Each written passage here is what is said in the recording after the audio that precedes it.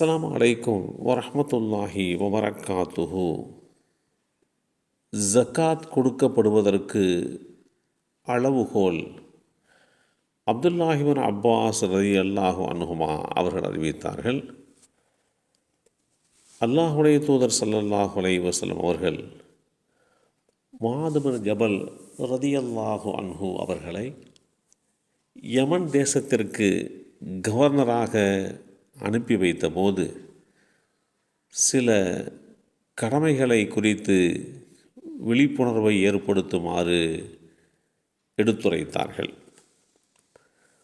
வல்லமையும் உயர்வுமிக்க அல்லாஹ் அவர்களில் செல்வந்தர்களிடமிருந்து எடுக்கப்பட்டு அவர்களின் ஏழைகளுக்கு வழங்கப்படும் ஜக்காத்தை அவர்கள் மீது அல்லாஹ் கடமையாக்கியுள்ளான் என்று அந்த மக்களுக்கு தெரியப்படுத்துங்கள் என்று அறிவுறுத்திய இந்த செய்தி சுனனுன் நசாயி என்ற நூலிலே 2435 என்ற எண்ணிலே பதிவு செய்யப்பட்டிருக்கிறது. ஜக்காத் கடமையாக்கப்பட்டதற்கு பின்பாக இஸ்லாமிய நாடுகளிலே வாழக்கூடிய இஸ்லாமியர்களுக்கு அந்த நாட்டின் ஆளுநர்கள் மூலமாக அந்த கடமை குறித்து தெளிவான விழிப்புணர்வையும் வழிகாட்டு நெறிமுறைகளையும் அல்லாஹுடைய தூதர் ஸல்லல்லாஹு அலைஹி வஸல்லம் அவர்கள் ஏற்படுத்தி கொடுத்தார்கள். அந்த அடிப்படையிலே ஒருவரிடத்திலே தங்கமாக இருக்கின்ற போது 87.5 கிராம், அதாவது 20 மிஸ்கால் அளவு என்று அரபியிலே சொல்வார்கள். இதுதான் தங்கத்துக்கு உண்டான ஜக்காத்து கொடுப்பதற்குரிய அளவுகோல். வெள்ளி என்று சொன்னால் சுமார் 612 கிராம்,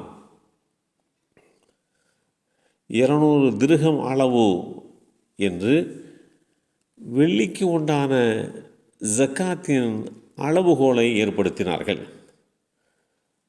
இப்படிப்பட்ட ஒரு சூழ்நிலையிலே தங்கமாக இருந்தாலும் வெள்ளியாக இருந்தாலும் அதேபோன்று எந்தெந்த வகைகளிலே எல்லாம் ஜக்காத்து கடமையாகின்றது என்பது குறித்து உண்டான தெளிவான வழிமுறைகளை அல்லாஹுடைய தூதர் ஸல்லல்லாஹு அலைஹி வஸல்லம் அவர்கள் தன்னால் அனுப்பி வைக்கப்படுகின்ற ஆளுநர்களிடம் சொல்லி அனுப்பினார்கள் என்பதைத்தான் நாம் பார்க்க முடிகின்றது.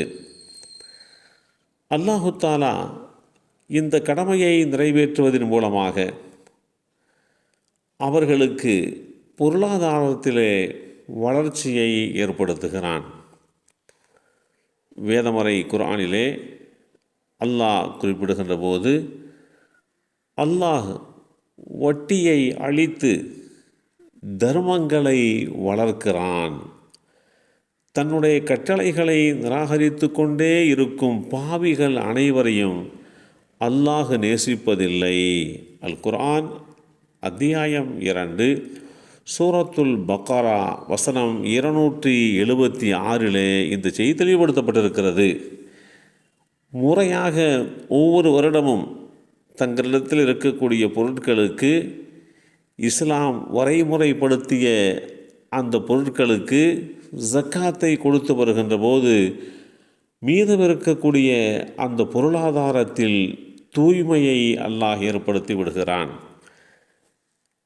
ஒரு பொருளோடு ஜக்காத்து கலந்திருந்தால் அந்த பொருள் அழுக்கோடு இருக்கும், கசடுகளோடு இருக்கும்.